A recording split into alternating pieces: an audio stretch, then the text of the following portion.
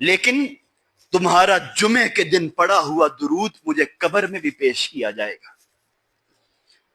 اب اللہ جانتا ہے کس طرح یہاں پہ بیٹھے ہوئے ڈاکٹر شفیق صاحب درود پڑھ رہے ہیں، اور مدینہ میں روضۃ الرسول کے اندر جمعے کے دن اللہ کے نبی کو بتایا جائے کہ امام الانبیاء آپ کا فلاں امتی فلاں جگہ پہ بیٹھ کے فلاں مسجد میں بیٹھ کے آپ پہ درود پڑھ رہا۔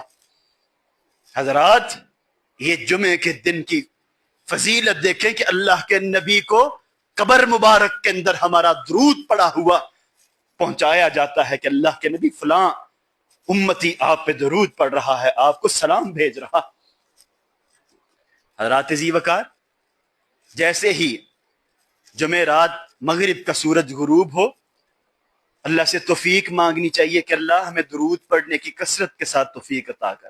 اللہ ہماری زندگی کی اسے روٹین میں شامل کر دے کہ ہم جمعے کے دن سے زیادہ فائدہ اٹھانے والے بن جائیں۔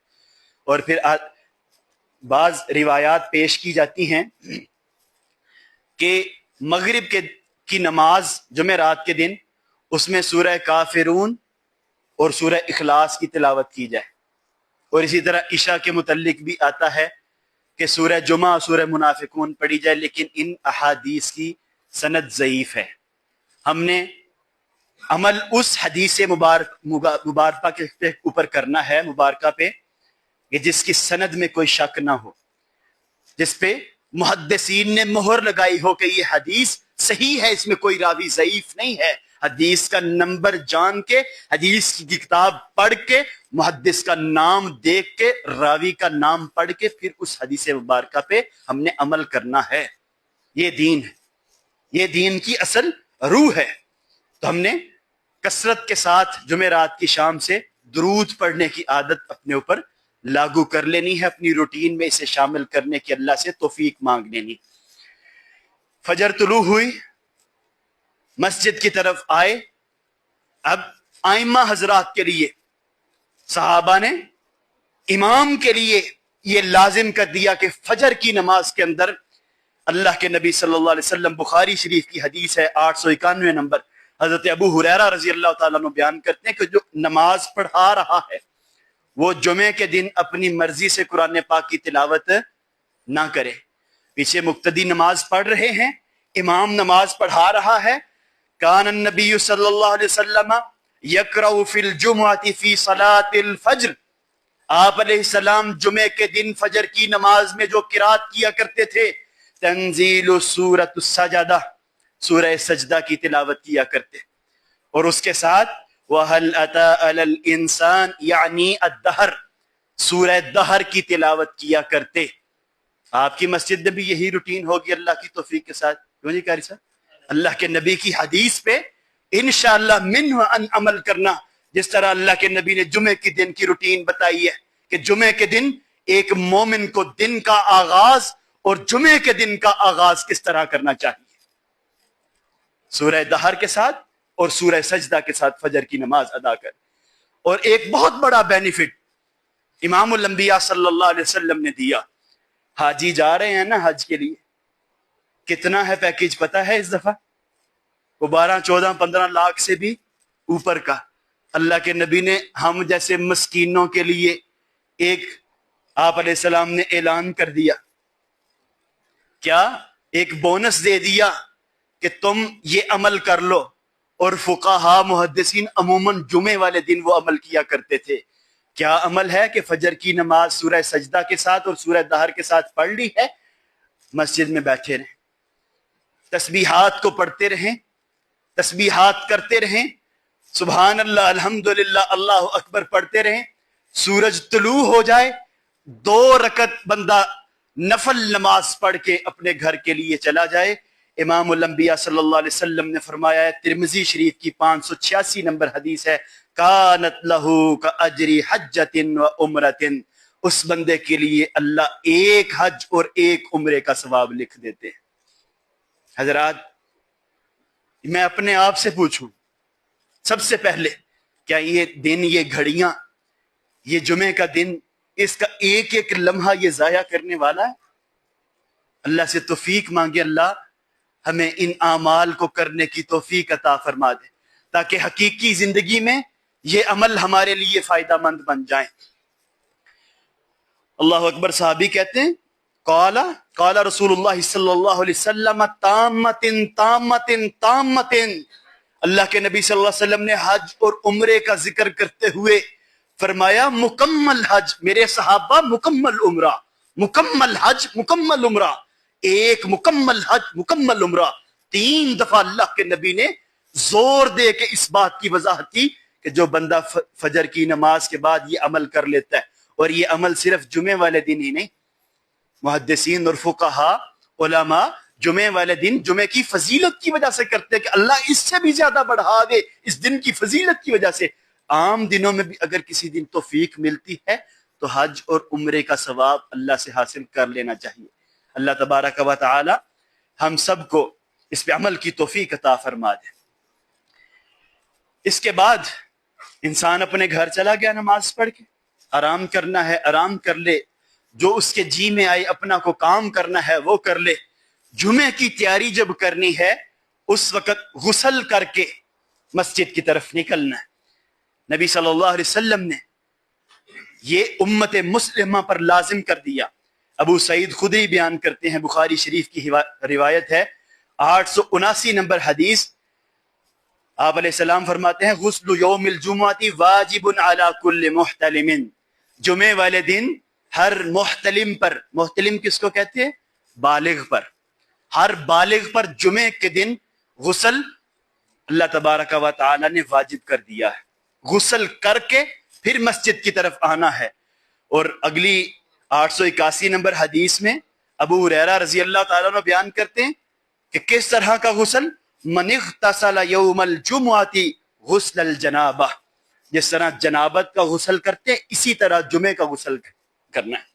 عام غسل نہیں نوجوانوں، عام نہانے کی طرح نہا کے جمعے والے دن مسجد میں نہیں آنا۔ بخاری شریف کی روایت ہے، اللہ کے نبی صلی اللہ علیہ وسلم فرما رہے ہیں کہ غسل جنابت کر کے تم نے جمعے کے لیے مسجدوں میں پہنچنا ہے، یہ جمعے کے دن کا پروٹوکول ہے، یہ اس کی فضیلت ہے۔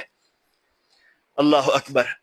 اس کے بعد غسل کر لیا، اب اللہ توفیق دے قرآن مجید پڑھنے کی وقت ہے تو سورہ کہف کو کھول لے۔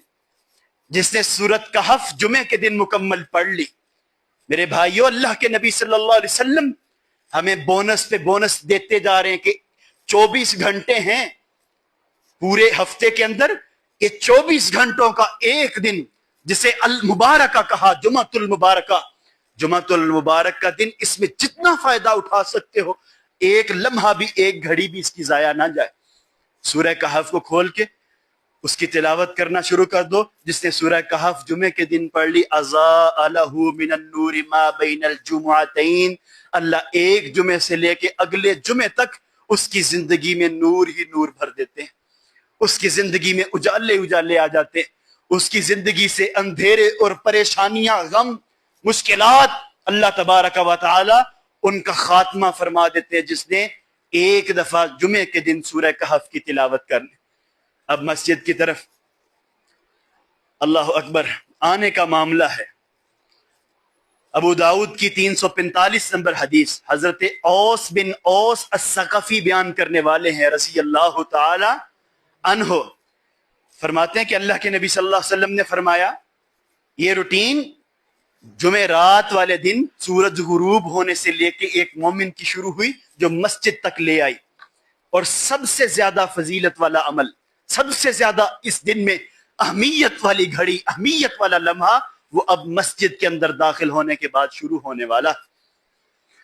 اوس بن اوس الثقفی بیان کرتے ہیں کہ اللہ کے نبی صلی اللہ علیہ وسلم نے فرمایا، جس نے جمعے کے دن غسل کیا اور اچھے طریقے سے غسل کیا، آگے فرمایا مسجد کی طرف چلا اور احسن انداز میں چلا، آگے فرمایا کہ مشا ولم یرکب، پیدل چلا، سوار نہ ہوا، اور پھر امام کے پاس بیٹھا، دنا من الامام، امام کے قریب ہو کر کے بیٹھا، اور خاموشی کے ساتھ امام کی بات کو سنا، جو امام کہہ رہا ہے اسے اپنے دل و دماغ کے اندر خاموشی کے ساتھ بیٹھ کے سن کے جگہ دی، اور اس نے کوئی لغو کام نہیں کیا, کوئی لغو بات نہیں کی, لغو کام نہیں کیا. اللہ اکبر.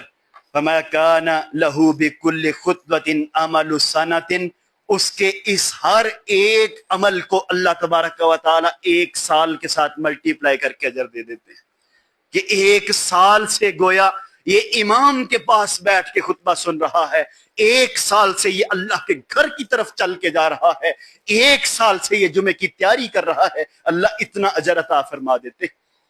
فرمایا صرف یہی نہیں, اجر صیامہا و قیامہا, اللہ ایک سال کے روزے رکھنے کا ثواب عطا کر دیتے ہیں, اور ایک سال کا قیام کرنے کا اللہ ثواب عطا فرما دیتے ہیں.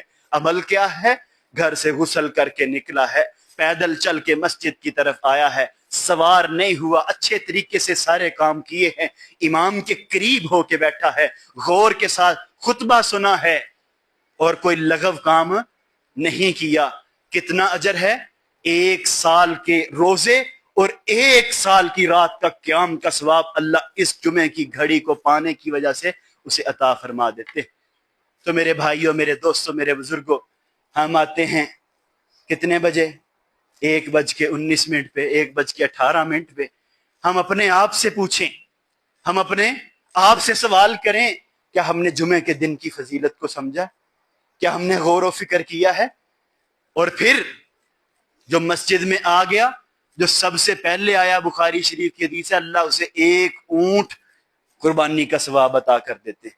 میرے یہ بزرگ ہر جمعے سبقت لے جاتے ہیں, آ کے بیٹھے ہوتے ہیں پہلے, اور مجھے رشک ہوتا ہے ان کو دیکھ کے کہ سب سے پہلے آ کے اللہ کے گھر کی طرف چل کے آنے کا ثواب بھی لے لیا, اور پھر اونٹ ذبح کر کے صدقہ کرنے کا ثواب بھی اللہ نے ان کے نامہ اعمال میں لکھ دیا. اللہ ہم سب کو توفیق عطا فرما دے. دوسرے نمبر پہ آنے والے کو گائے, تیسرے نمبر پہ آنے والے کو مینڈا, بکرا, چھترا, اسی طرح چوتھے نمبر پہ آنے والے کے لیے مرغی اور انڈے کا ثواب. جب جمعہ شروع ہو جاتا ہے, اذان ہو گئی, جمعہ شروع ہوا, پھر فرشتے رجسٹر کو بند کر کے رکھ دیتے ہیں اور بیٹھ کے گفتگو کو سننا شروع کر دیتے ہیں. اس کے بعد آنے والے اس اسپیشل اجر جو ہے قربانی والا, اس میں ان کا نام درج نہیں ہوتا. اللہ سے دعا کریں اللہ تبارک و تعالی ہمیں اجر کو سمجھنے کی توفیق عطا فرما دے. اللہ ہمیں جمعے کی فضیلت کو سمجھنے کی توفیق عطا فرما دے.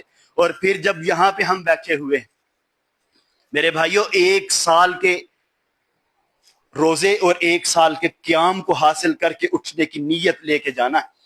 اللہ کے نبی صلی اللہ علیہ وسلم نے فرمایا لغو کاموں سے بچنا ہے, لغو کام. اور پھر گنوا دیے لغو کام کون سے ہیں. فرمایا جس نے گردنیں پھیلانگی آگے بڑھنے کے لیے, اس نے لغو کام کیا, اس نے اپنے اجر کو ضائع کر لیا. کانت لہو ظہرن, اس کے لیے ظہر کی نماز کا اجر ہے, اس کے لیے جمعے کا اجر نہیں, وہ جمعے کے اجر سے محروم ہو گیا. اور جو اپنے گوٹھ مار کے بیٹھا, گوٹھ مار کے بیٹھنا, گھٹنوں کو پکڑ کے, ہاتھوں میں اس طرح ہاتھ ڈال کے گھٹنوں کو پکڑ کے بیٹھا, اللہ کے نبی صلی اللہ علیہ وسلم نے فرمایا اس نے اپنے اجر کو ضائع کر لی. جمعے کے اندر پورے اہتمام کے ساتھ, فریش آنکھوں کے ساتھ, فریش چہرے کے ساتھ امام کی طرف منہ کر کے بات کو سننا ہے, اور اپنے دل و دماغ کے اندر اس کو جگہ دینی ہے, گوٹھ مار کے نہیں بیٹھنا, نہیں تو ہمارا اجر ضائع ہو جائے گا. اللہ اکبر. پھر فرمایا جس نے کنکریوں کے ساتھ کھیلا, مسل حساف قد لگا, اس نے بھی لغو کام کر لیا, اس کا بھی اجر ضائع ہو گیا. اس وقت نیچے کنکریاں ہوتی تھی, آج صفوں کے دھاگے کے ساتھ کھیلتے رہنا, نیچے بیٹھے ہاتھ مارتے رہنا. اللہ کے نبی صلی اللہ علیہ وسلم نے فرمایا کہ جس نے ایسی حرکت کی وہ بھی ایک سال کے روزے, ایک سال کے قیام کے اجر سے محروم ہو گیا. اور جس نے بات کر لی, جس نے دوسرے کو مخاطب کر لیا, وہ بھی ایک سال کے روزے اور ایک سال کے قیام اور جمعے کے دن کی فضیلت کے اجر سے اللہ نے اس کو بھی محروم کر دیا. صرف یہی نہیں, آپ علیہ السلام نے فرمایا اذا قلت لصاحبک انصت والامام یخطب فقد لغوت, جس نے بات کرنے والے کو یہ کہا کہ انصت, خاموش ہو جاؤ, اس نے بھی لغو کام کیا, اللہ نے اس کے اجر کو بھی ختم کر دینا. اب کوئی بات کر رہا ہے, مخاطب کر رہا ہے, نماز ہے نا, عبادت ہے, کس نے منع کیا ہے نماز جب تم اللہ اکبر کہہ کے شروع کر دو تو بات کرنے والے کی بات کا جواب نہیں دینا, کس نے منع کیا ہے؟ اللہ نے. اللہ کے رسول نے منع کیا ہے کہ نماز عبادت شروع ہو گئی اللہ اکبر کہہ کے پھر کسی کی بات کا جواب نہیں دینا. امام ممبر پہ آ گیا, اذان ختم ہو گئی, یہ عبادت بھی شروع ہو گئی. اللہ کے نبی نے منع کیا کسی کی بات کا جواب نہیں دینا. ہاں ہو سکے تو اشارے کے ساتھ اس کو منع کر دینا ہے, بول کے نہیں منع کرنا. اگر تم نے کیا تو تم اپنے جمعے کے اجر کو ضائع کر رہے. حضرات ذی وقار, پھر ہمیں جان بوجھ کے علم ہوتے ہوئے احادیث کے ہوتے ہوئے اللہ کے نبی کی بات کا انکار کرنا چاہیے. صرف یہ اللہ کے نبی کی نافرمانی نہیں, انسان کتنے بڑے اجر سے محروم ہو جاتا ہے. اور صرف اجر سے محرومی نہیں, اللہ کے نبی کی بات کا انکار نہیں, اس نے جنت میں جانے سے انکار کر دیا ہے. آپ کہیں گے وہ کیسے؟ بخاری شریف کی حدیث ہے میرے نوجوانوں, بخاری شریف کی. امام الانبیاء صلی اللہ علیہ وسلم نے فرمایا کل امتی یدخلون الجنت الا من ابا, میری ساری کی ساری امت جنت میں داخل ہوگی سوائے اس بندے کے جس نے جان بوجھ کے جنت میں جانے سے انکار کیا. قیل من ابا یا رسول اللہ, اللہ کے نبی ایسا کون ہوگا, ایسا کون سا بد نصیب انسان جو جنت میں جانے سے انکار کر دے؟ آپ علیہ السلام نے فرمایا من اطاعنی دخل الجنہ ومن عصانی فقد ابا, جس نے میری اطاعت کی, میری اتباع کی, میری بات کی حمیت کو سمجھا, میرے حکم کو اس نے اپنے اوپر لاگو کیا, اس نے میری اتباع کر لی. اور جس نے میرے حکم کو کچھ نہیں سمجھا, میرے حکم کو سن کے بھی نہیں مانا, جان بوجھ کے علم ہوتے ہوئے بھی میرے حکم کی نافرمانی کی, اس نے میری بات کو ماننے سے انکار کر دیا, اس نے جنت میں جانے سے انکار کر دیا, اللہ اسے جنت میں داخل نہیں کرے گا. تو میرے بھائیو, اللہ سے عہد کر لیں, اللہ سے عہد کر لیں کہ ہم نے جمعے کے خطبے کے دوران کسی کو مخاطب نہیں کرنا, ہم نے کسی کی بات کا جواب نہیں دینا. اور اللہ سے یہ بھی دعا کر لے کہ اللہ ہمیں وقت پہ آنے کی توفیق عطا فرما دے. اللہ ہم سب کو جمعے کی فضیلت کو سمجھنے کی توفیق عطا فرما دے, اس سے زیادہ فائدہ اٹھانے کی اللہ ہمیں سمجھ عطا فرمائے. وآخر دعوانا ان الحمد للہ رب العالمین.